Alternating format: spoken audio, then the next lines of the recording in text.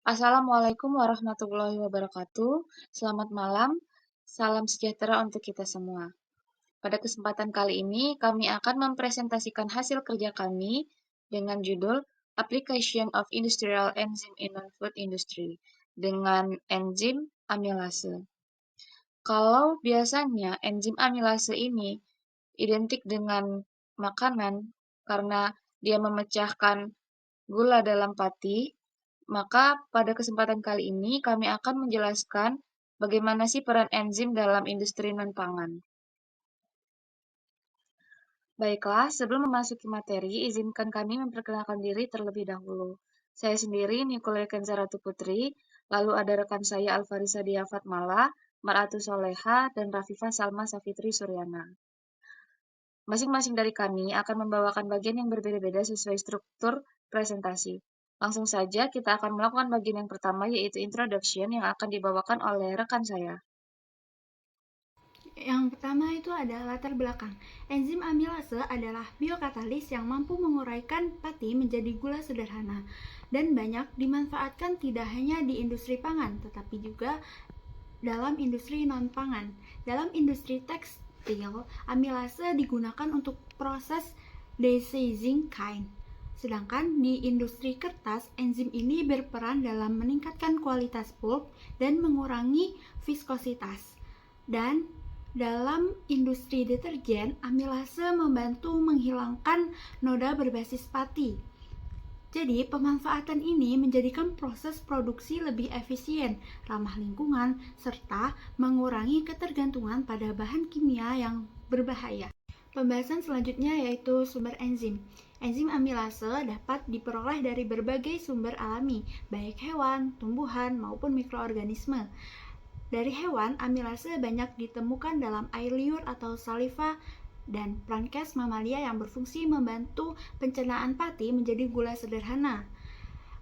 Sedangkan dari tumbuhan, amilase terdapat dalam biji-bijian yang berkecambah seperti gandum, barley, dan jagung yang berperan dalam memecah cadangan pati untuk pertumbuhan embrio.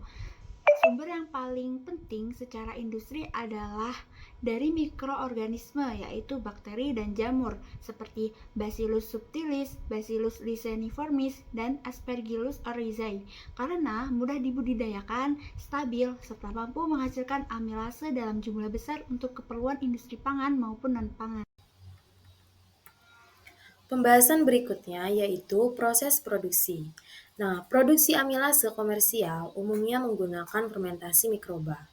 Nah, yang pertama ada pemilihan mikroorganisme. Nah, memilih strain bakteri atau jamur yang unggul dalam menghasilkan amilase dengan karakteristik yang diinginkan, misalnya tahan suhu tinggi. Yang kedua yaitu fermentasi.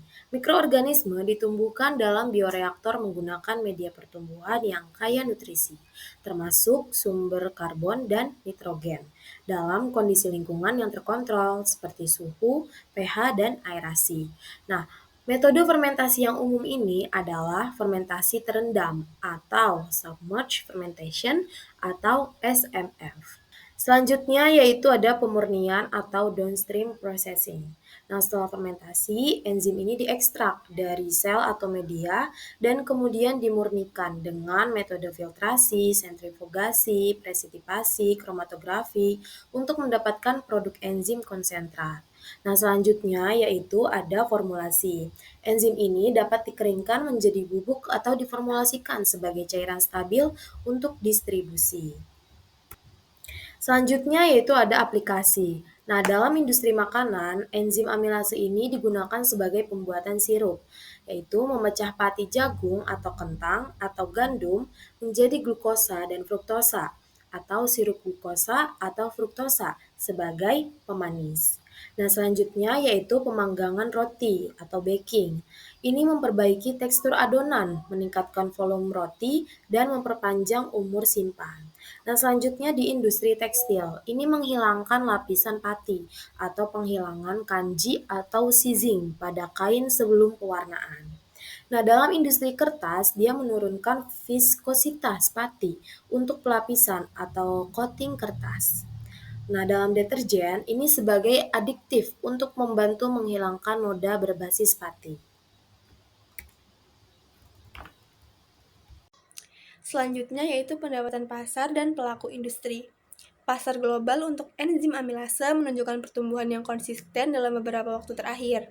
Seperti pada tahun 2023, nilai pasar amilase global diperkirakan mencapai 2,7 miliar US dollar dan diproyeksikan terus meningkat hingga sekitar 4,4 miliar US dollar.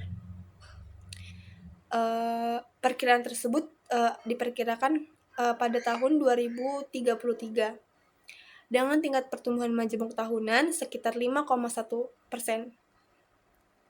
Secara spesifik, segmen amilase untuk industri bakery atau alpha amilase diperkirakan bernilai 502,9 juta US dollar pada tahun 2024 dan akan tumbuh menjadi 702,2 juta pada tahun 2033 dengan pertumbuhan majemuk tahunan sekitar 3,48%.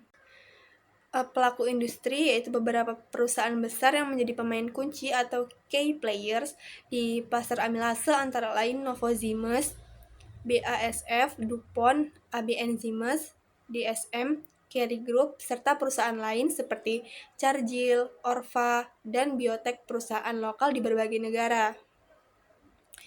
Perusahaan-perusahaan ini bersaing dalam inovasi enzim termasuk modifikasi termostabil, spesifitas substrat, dan formulasi stabil, dan perluasan pasar ke aplikasi baru misalnya biofuel, pakan hewan, dan tekstil, guna memperkuat posisi mereka di pasar global. Selanjutnya ada tantangan dan tren masa depan. Meskipun potensi pasar sangat besar, industri amilase menghadapi sejumlah tantangan.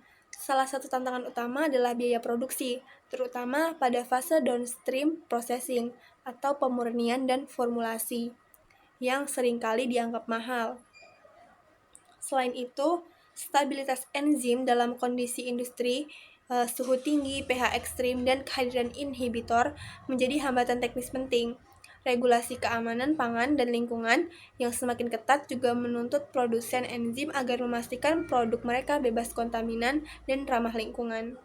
Lalu ada tren masa depan.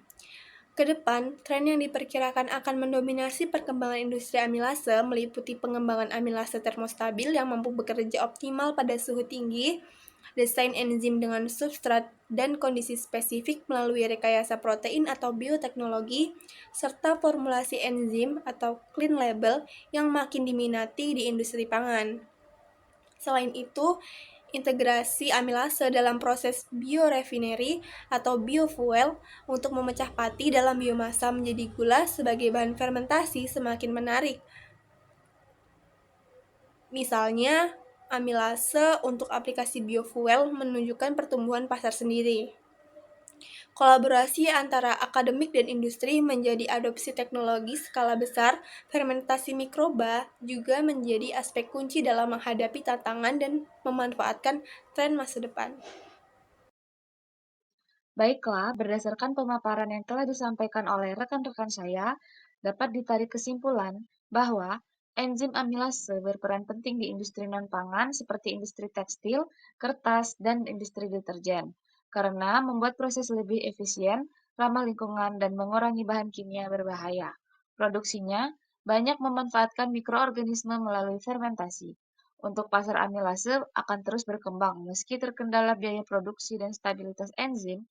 Kedepannya, rekayasa genetik dan aplikasi baru seperti biofuel membuka peluang besar menuju industri yang lebih hijau dan berkelanjutan. Baiklah, kita telah sampai di akhir presentasi. Apabila ada salah kata yang telah diucapkan oleh saya atau rekan-rekan saya, kami memohon maaf yang sebesar-besarnya.